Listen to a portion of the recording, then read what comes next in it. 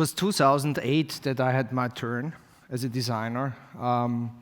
At that time, there was the financial crisis, as you know.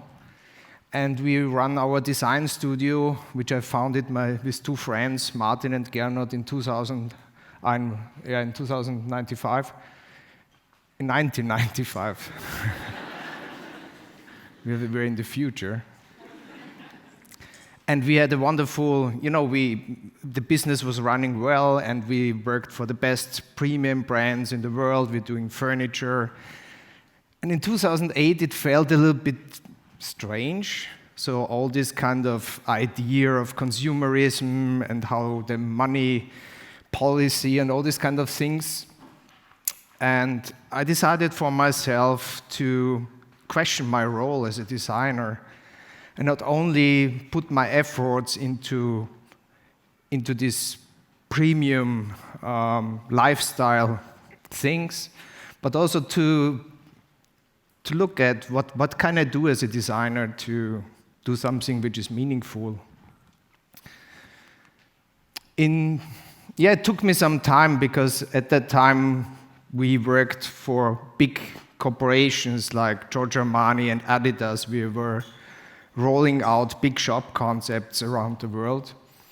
And to leave this back was it was freeing me in a way, but in a way I had to look at new ventures. And at the time we were really used to not be system thinkers. So people ask us to design a bathtub. So what we did is we designed a beautiful bathtub. But we didn't think about where does the water come from, how do we heat the water, what's with the gray water, do we just dump it into the black water? So we were trained in these years of champagne and oyster parties to really not focus on the real problem, but just on very particular design topics. So at the point I found a quite advanced research institution in Switzerland, the Airlock, the Swiss Federal Research Institute for Aquatic Science. And I met with Tove Larsen, a senior scientist. She, since many years, were researching alternatives for the wastewater system. And I met her and said, Tove, I'm a designer. Is there something I can do for you? And she was a basic researcher and had maybe a design approach, which was quite a consumerist design approach, and said, yes, can you design a urine separation toilet for me? I said, what? A urine separation toilet? Why that? And then I tried to understand what they needed, and in 2011, there was a big opportunity for both of us. The Bill and Melinda Gates Foundation, they launched a call within the best research institutions around the world. And they invited Airlock, and Tove invited us to be part of their proposal. And we were one of the 8 teams around the world which we started the Reinvent the Toilet Challenge. Bill Gates, his charity, the Bill and Melinda Gates Foundation, since many years work on vaccines in order to heal illness. And at some point, the foundation, they understood that sanitation is something which prevents illness. So they created a program, and within this program, they had the idea to reinvent the toilet. I think it looks quite funny when you say you reinvent the toilet, but this is one of the pieces we still use and we haven't really improved for the last 150 years. So it's really that long time ago that really genius people invented the cistern flush, the idea to put everything away with water, to use ceramics, and to have the S-trap as a, really this kind of part which creates hygiene and prevents smell. But the Gates Foundation, they had a quite different idea. So, Bill Gates come from a technology background, and he was really into this idea of creating something very technological. Of course, you can treat feces and urine quite untechnological, but he was really he said, why not creating something like a mobile phone, but just for shit and pee? and when we produce it in lots of pieces, it will be very cheap. So this is one of his approaches to the topic. And I think one of the good things is that he brought the topic really into public consciousness. It's unbelievable, 2.5 billion people in the world which do not have access to safe sanitation. Can you imagine? 2.5 billion people. It's one of the biggest problems that we have, and we are not really able to find good solutions for it, because our idea of the water closet, which was created in England in the 19th century, with the big sewer systems, you cannot scale this up in the developing world. It's not possible. So they build treatment plants, but they're not able to treat the sewers. They're able to build the sewer systems. So it needs a decentralized idea of sanitation, and that's what the Gates Foundation is funding since 2011. For us and for my team at EOS Design, this was an unbelievable exercise at the beginning, because we didn't know anything about this kind of context here. We didn't know too much about technology, but our role was not to understand technology, but to bring this technology into something which people like to use. And you see on the truck, that was the first mock-up that we built with technologies which were developed by Airlock. And this is the sanitation center in Kampala in Uganda, where our first field test was happening. And here we're in the community center discussing with people and really try to understand how technology can be designed in an appropriate way to fit to this kind of local needs and perceptions. And I think toilets are really there are so many things which can be globalized, like mobile phones and cars, things like that. Especially toilets are not. There are squatters, there are wipers, washers, there's people prefer to sit. When you combine all that, and then in some countries you hang it on the wall. Sometimes it's floor standing. Sometimes the pipes go to the wall, and sometimes they go to the. It's totally crazy.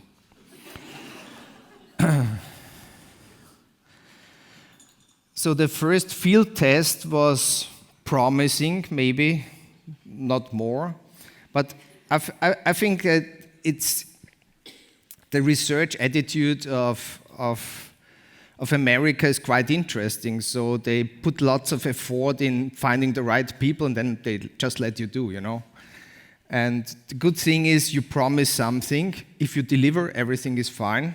And so we get another grant and came back to the field in 2015. This field test was in Nairobi, Kenya. And you see the context of the field test here. The idea of the whole toilet was a kind of portable things. You see in the first field test, we had to use a truck. Here it's 3 people, so we improved a little bit. So parts of the system were already done with industrial molds, because the Gates Foundation at that time, they really want to scale quick.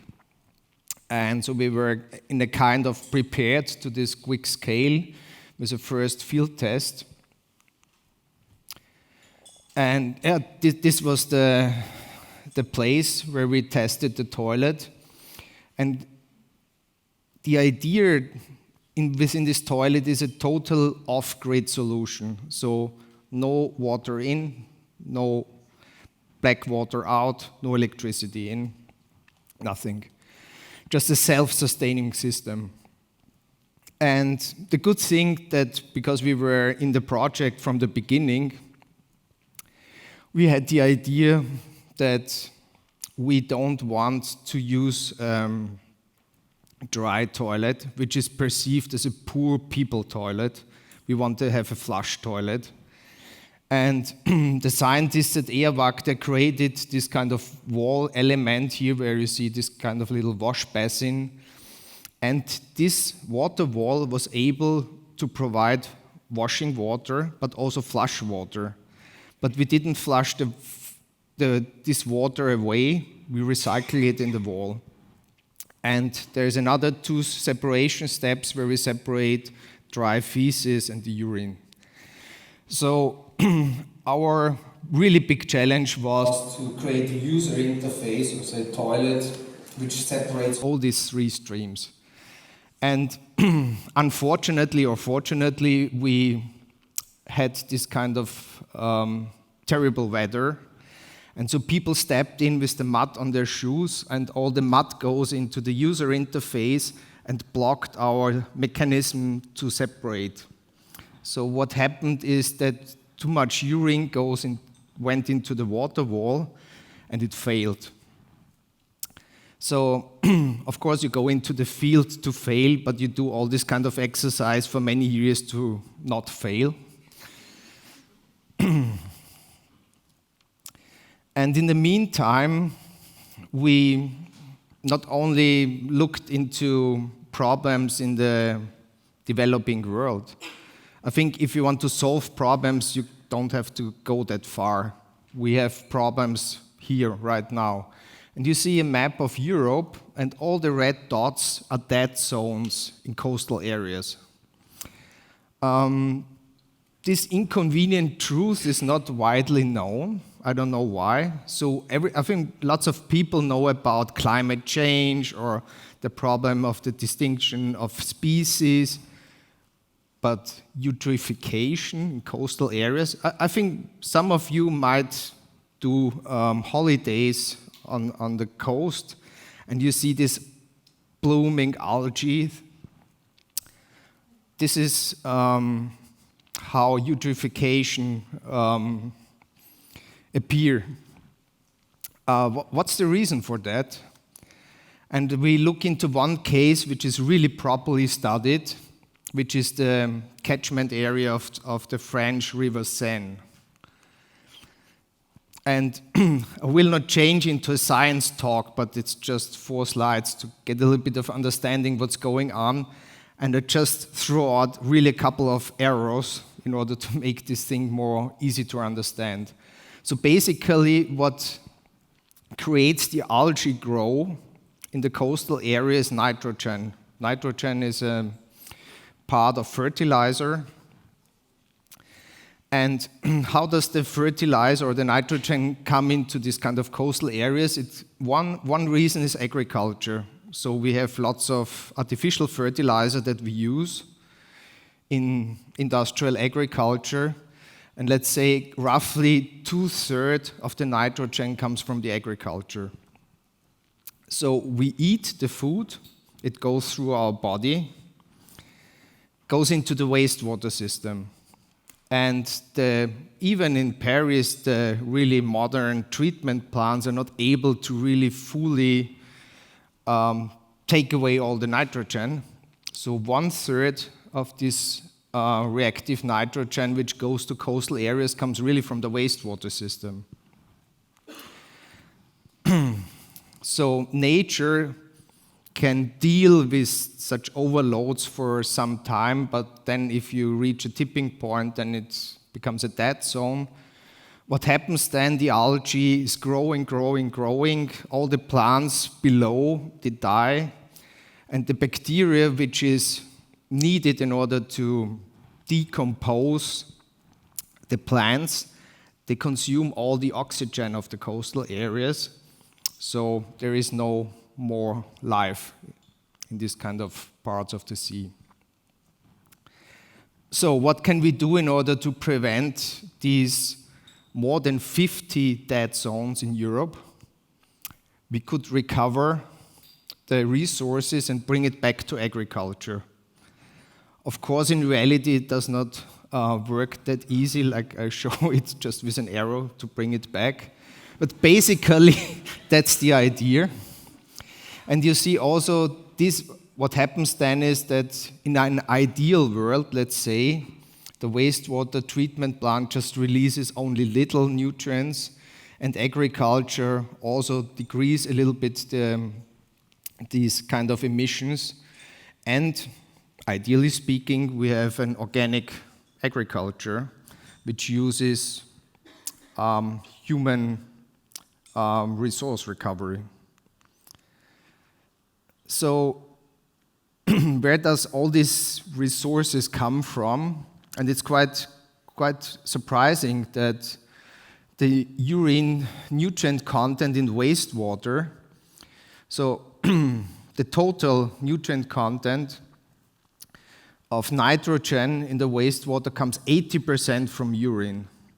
Same for potassium, and a little less than 50% is in phosphorus, so the other nutrients are in the feces.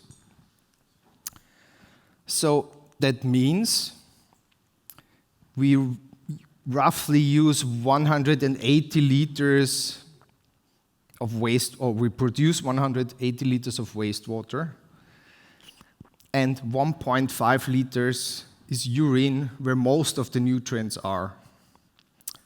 So I think that's a quite easy,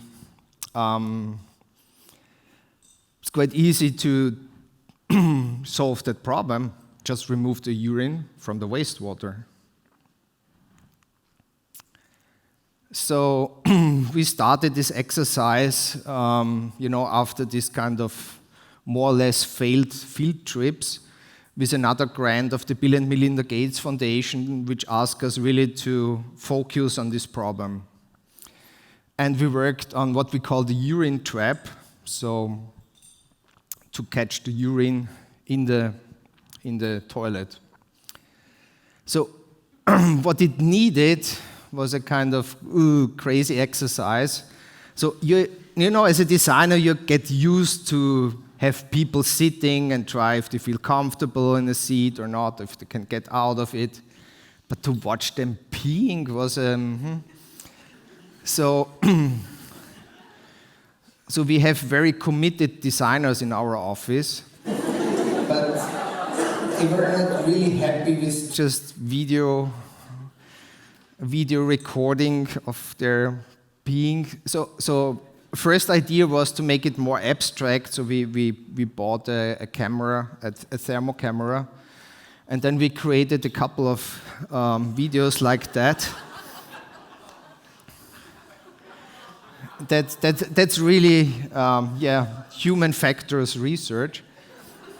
And of course, we hoped not to do it, and we really did lots of research in scientific papers, but nobody had looked at it before. We had to. And after we get a better understanding of that, where humans pee, then we had to find something which is not a mechanism, not a valve system, and we found this nice effect to separate the wash water from the urine. And so the teapot effect, when you pour slowly, then it runs over, you know this effect, and then you get angry and everything gets wet. And we used that effect to capture the urine, and we used, when everything runs smooth, in order to separate the wash water and the flush water. So this is how it works. Urine gets separated, feces in, flush water, everything out. Looks so simple. Why haven't somebody invented this before? And then it took really, that was the idea, and then we, together with the ETH in Zurich and their supercomputers, we did this kind of simulations. This is female urine. Again, this you know, this is the flush water in a rimless toilet. Yeah, and the next exercise was to convince industry to build it. Difficult exercise. You know, there is a saying in design that not another chair, you know, you can say not another toilet. But there is hundreds of toilets coming to the market every year. You just change a little bit the shape, things like that. And there's no groundbreaking new technologies or toilets which really enabling new technologies. So happy to say that we found a company in Switzerland. It's the company name is Laufen. They are a premium brand. We have a nice product name. And I think the great thing is the design is almost invisible. You see almost nothing. It's a nice looking object. The only thing, and this is our next challenge, is to convince not only the sanitary industry, which we have managed, but to convince building industry to have another, you know, this yellow pipe in order to separate the urine and bring it back to agriculture. Yeah, that's our first step and many things to come. Thank you very much.